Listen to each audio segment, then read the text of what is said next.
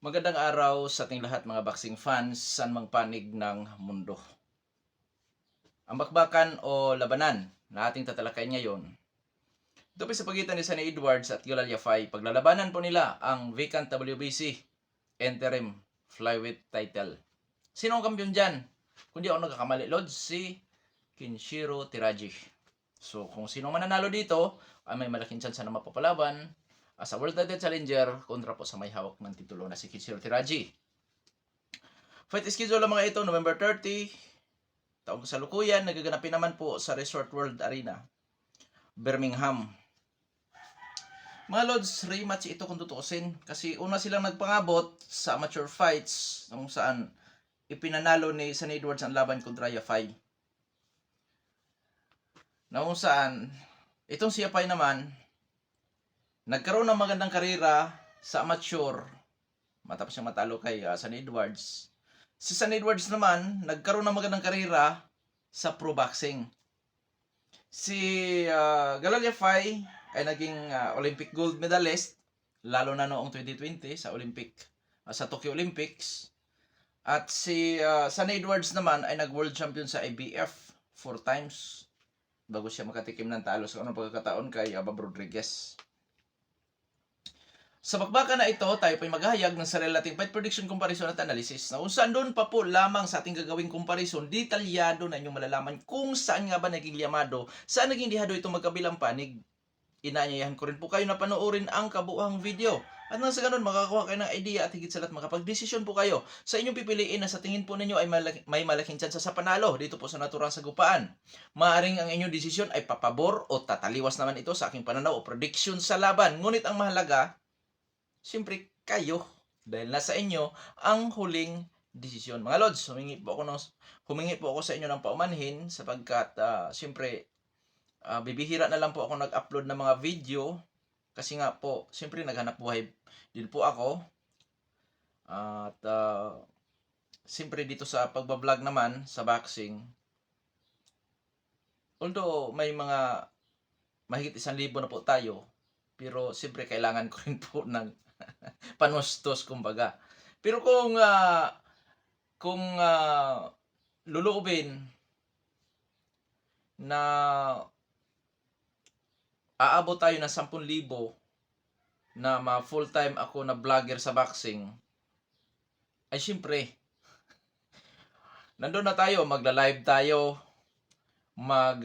uusap tayo tungkol po sa sports, at siyempre gagawin din natin na may mga kasiyahan tayo, magpapalaro tayo, ganyan po. Kaya sa ngayon medyo hindi pa ako gaanong nakafocus dito sa channel na ito kasi nga naghahanap buhay tayo. Pero pagka na-focus na ako dito, once na aabot ito ng 10,000, pupukus po talaga ako, boxing na lang talagang gagawin ko. Oo.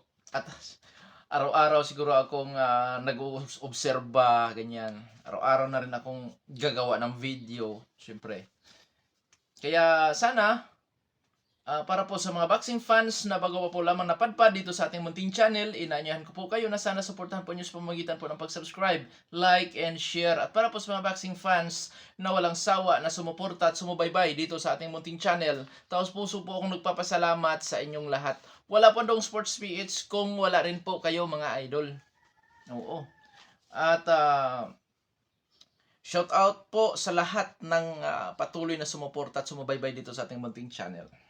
Okay, kahit mga birthday greetings, walang problema, atin yang babatiin. Okay mga Lods, hindi na natin ito patagalin pat, naka 4 minutes na tayo. Alamin na natin ang mga background dito sa magkabilang panig dahil ang mga background nila ay ang gamitin naman natin doon na referensya sa comparison. Okay, simulan na natin. Unahin natin ang sa panig ni Galal Yafai. Sino ba to? Galal Yafai bilang isang professional boxer, may impresibong kartada ito. 8 wins with 6 wins coming by way of knockout, undefeated. May edad na 31 anyos at ang height 5 foot and 4 inches, reach 68 inches, southpaw ang stance, knockout ratio 75%. Last fight, September 28, 2024, nakasagupa si Sergio Orozco Oliva. Panalo by third round technical knockout itong si Galal Yafai. Ngayon, dadako tayo sa kanyang eksperyensya. Bagamat nasabi ko na ito kanina na dati itong Olympian, Mga Lods, i-detalye natin. 2017, silver medalist ito sa European Championship. 2018, gold medalist sa Commonwealth. 2019, bronze medalist sa European Games. At noong 2020, naging gold medalist ito sa Tokyo Olympic. Ngayon, dahil dito naman siya nangangampanya na sa pro boxing, ang mga matitinding na kalaban nito, na kung saan masasabi natin dating world title challenger at may magandang kartada sa pro boxing, ay ang katulad ni Moises Caleros, dating challenger ito sa WBC sa flyweight division. Nakalaban po yan ni Galalya Fay. Agustin Ganto na may 21-1. Na sa tingin ko, yun po ang nakapagbibigay sa kanya ng magandang karanasan at nagluklok sa kanya sa top ranking sa flyweight division, lalo na sa WBC. Rank 3 kasi ito mga idol. So ngayon, dadako naman tayo sa kanyang skills. Pangkalahatan, boxer puncher ito. Pagka sinasabi natin boxer puncher, pwede siyang maging pressure fighter style, pwede rin sa defensive style, counter-punching style, lumalaban din or wailing din, o lumalaban sa brulan o tututo na bakbakan. Pero malimit natin itong nakikita sa pressure fighter style dahil aakma doon sa kanyang pagka-agresibo. Agresibo ito, volume puncher, taglay ang power, timing at accuracy. Ngunit pagdating po sa depensa, average lang din po ang depensa nito. Ibig sabihin, pag sinasabi nating average, may mga puwang o openings na delikadong samantala, lalo na sa counter. Durability, masasabi kong hindi pa gaanong tested dito sa pro boxing si Galalya Fay. Pero dahil dati itong lumalaban sa amateur, imposibleng wala mga power puncher siya nakasagupa, so masasabi nating may tibay ang boxingerong ito. Pag sinasabi naman nating may tibay, ibig sabihin yan mga Lods, nagkataon lamang na kaya niya saluhin ang suntok ng iyang tunggali. Kasi malalaman lamang natin ito pagka matibay talaga kung ito po ay magre-retiro na hindi malamang sasayad ang pagmumukha sa luna. Hindi malang napabagsak o ganyan. So ngayon, dadako naman tayo sa panig nitong si Sunny Edwards. Bilang isang professional boxer, may impresibong kartada si Edwards. 21 wins with 4 wins coming by way of knockout, may isang talo at wala pa naitalang tabla. Sa kanya nag-iisang talo, RTD ang kanyang pagkatalo o referee technical decision or technical knockout. May 28 anyos, height 5 foot and 3 inches, reach 60 inches, orthodox naman ang stance, knockout ratio 19.5%. Last fight, June 29, 2024, Adrian Coriel. Parehong comeback fight nilang dalawa. Nagkasagupa ang parehong nagbabalik na kung saan sinwerte si Sunny Edwards dahil naipanalo niya ang laban kontra Coriel by unanimous decision kung di ako nagkakamali. Sino ba ang unang nagpalasap kay talo kay Sunny Edwards? Si GC Bam Rodriguez, na kung saan si GC Bam Rodriguez ang tumalo naman kay Juan Francisco Estrada. Hindi ako nagkamali sa super flyweight. Oo. So dyan mga Lods, magandang karanasan din yun, yung pagkatalo ni Sunny Edwards. Bakit? Pagkatapos siyang matalo by technical knockout or RTD, nakabalikwas ito, naipanalo niya ang laban at siyempre natauhan na rin ito sa kanyang mga kakulangan. Natauhan na rin ito sa kanyang kapabayaan. Oo. Malalaman nyo mamaya. Karanasan o eksperyensya nitong si Sunny Edwards, dating world champion. Nag-world champion ito sa IBF matapos niyang talunan si Morote Imtelani at nagkaroon siya ng 4 na pagdidipinsa, matagumpay na pagdipinsa, na kung saan kasama na doon sa kanya kalaban si Muhammad Wasim, Andres Campos, at siyempre, higit sa lahat, si GC Rodriguez dahil dyan siya nakatikim ng talo. Skills si Sunny Edwards, pangkalahatan. Marami nagsasabi, stylist boxer ito. Which is, ako naman po ay sang-ayon. Pero, ang ano ko talaga dyan, outboxer, technical fighter. Kumbaga, technical fighter, outboxer ito. Lalo na sa kanyang huling laban. Na kung saan, parang na-adapt na rin niya ang sweet science of boxing, yung hit no hit. Yan ang kanyang nakuhaan mga Lods. Kahinaan, nahihirapan ito sa close range na suntukan itong si Sunny Edwards. Sa laban niya kay JC Rodriguez, Maganda sana ang kanya ipinakita. Ang problema, nakipagsabayan siya doon sa later rounds. Doon sa early second half. At yun na nga, nabugbog siya doon mga idol. Dahil hindi akma ang kanyang skill sa inside fighting. Oo. So, ngayon, dadako na tayo sa ating gagawing comparison. Sa nationality, siyempre, taga United Kingdom talaga itong si Sunny Edwards. Si Galal Yafai naman, residente na ito sa United Kingdom, pero Yemeni ito. Oo. So, mas mabigat pa rin ang original na taga doon. Sa ranking, rank 3 sa WBC si Sunny Edwards, rank 4 sa WBC naman si Yafai. Rank 1 sa WBO si Edwards, rank 10 si Yafai. So dyan mga loads, lamang sa ranking si Sunny Edwards. Ranking naman ng box rate, rank 4 si Sunny Edwards, rank 14 si Galal Yafai. So malayo pagdating po sa ranking. Ngayon dadako naman tayo sa physical na appearance dahil ranking lang yon. Sa physical na appearance naman, mas matangkad ng 1 inch si Galal Yafai. 5 foot and 3 ang height ni nitong si Sunny Edwards. Si Galal Yafai naman ay 5 foot and 4. Sa reach, 8 inches ang diferensya lamang po si Galal Yafai. Sa power, lamang pa rin si Yafai. 75% ang ka-outrage ni Yafai. 19% lang ang ka-outrage ni Sunny Edwards. Activity, parehong aktibo na lang maglalaban. Sa stance, southpaw kontra orthodox. Hindi naman bago sa kanila po ang mapapalaban sa orthodox or southpaw. Bagamat hindi pareho ang kanilang stances, pero pareho silang sanay na mapapalaban sa southpaw or sa orthodox. Sa experience niya, dating world champion si Sunny Edwards, Olympic gold medalist naman si Galal Yafai. So mga lods, masasabi kong 50-50. Bakit? Hindi po matatawaran ang experience doon po sa amateur. At hindi rin po matatawaran ang experience dahil dating world champion ito. Noon saan, dito na nangangampanya itong si Galal Yafai. So lamang sa experience si Sunny Edwards, pero hindi po pwedeng maliitin ang gold medalist. Kaya 50-50 para sa akin yan. Ngayon, sa skills. Kung sa skills naman tayo, lamang po si Sunny Edwards. Technical fighter, outboxer, taglay ang sweet science of boxing. Pero, expose si Edward na hirap ito sa close range. So, ang kailangan ni Galal Yafai, dikitan si Sunny Edwards. At si Sunny Edwards naman, gagawin ang lahat para hindi makadikit si Galal Yafai. Dahil pagka nakadikit si Yafai, delikado si Edwards. Pag nakadistansya naman si Edwards, delikado si Yafai na matatalo sa puntusan. Oo. So, nalaman nyo na ang mga advantages dito po sa magkabilang panig. Oo. Nalaman nyo na ang mga advantages. So, lamang sa height, reach, power, si Galal Yafai. Kung gamitin yan ni Yafai, na kung saan aabante pero ipanatili ang distansya, pwede. Pero si Yafai kasi, boxer puncher, so pwede siyang pwedeng gumamit sa distansya ito, pwede rin gumamit sa close range, pero mas paborito ni Yafai ang close range po na bakbakan o suntukan. Or mid-range sa suntukan. Ngayon, sino liyamado? Kuya Dong Sports.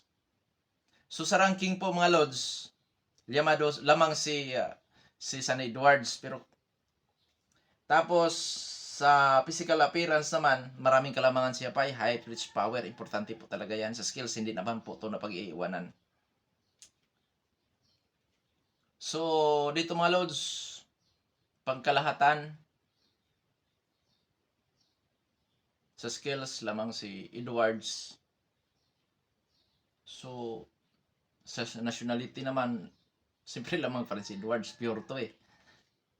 So, mahirap Para sa akin, 50-50. Oo, 50-50 lang ito. Pagka sinasabi natin 50-50, nakadepende na po yan sa diskarte ng magkabilang panig. Pero sinabi ko na sa inyo kung saan lumamang si Yafai at saan din lumamang si Sunny Edwards. So, ngayon, nahirapan akong pumili. Kasi, ilang araw din akong pinag-aralan ang galaw ni Yafai. Ilang araw din pong pinag-aralan ang galaw ni Sunny Edwards. Ang maglalaban po ay kontradikta ang kanilang skills. Kontradikta. Bakit? Ang isa mahilig sa mid-range close range, ang isang mahilig sa long range sa suntukan. Although lumalaban naman si Sunny Edwards sa long range o sa close range, pero yun nga doon siya nahihirapan. At lalo na, hindi naman to power puncher. Unlike kay Yafai ng power puncher ito. So mga lods, 50-50. Bahala na kayong pumili. Kasi ako nahihirapan akong pumili talaga dito. Ganun pa man dahil po sa ang ating content talaga is prediction, so maghahayag po ako sa aking pananaw kung sa tingin ko sino ang may para sa akin posibleng lulusot dito sa labanan. Pero magandang laban po talaga ito. Prediction ko po mga lods, Galalya pa may technical knockout. Posible kasi niyang madali itong si Sunny Edwards. Bagamat tinalo na ni Sunny Edwards itong siya pa sa punto sa amateur. Pero iba na ngayon. Kasi exposed na si Edwards. Although magandang skills ni Edwards. Pero yun nga, yung power at pag-agresibo ni Yafai na kung saan halos hindi magkakalayo kay Bam Rodriguez yung pag-agresibo nito. Yung posibleng magpapahirap yan kay Edwards. Knockoutan o puntusan. Pero mas pabor ako na mananalo lang itong si Yafai kay Edwards kung magawa niyang ma-knockout o mapabagsak yan. Kung hindi mo niya ma-knockout, mapabagsak.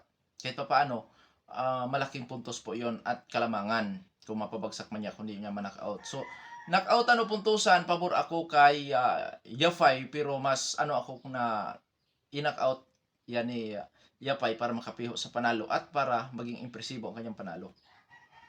So, pabor ako kay Yafai. Mga anong round kaya posible magawa ni Yafai yan? Siguro sa mga late rounds, mga lods. Na kung saan doon magbabago ang galaw ni Sunny Edwards, lalo na posibleng matatamaan din yan sa bodega si Sunny Edwards. Na yun ang sanhi ng pagpabago sa kanyang galaw.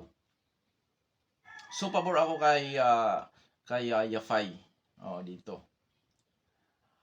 Dahil sa 50-50 ito, ang kailangan gawin ni Sunny Edwards, ipanatili ang distansya at kakounterin ang mga kakulangan sa depensa nitong si Yafai.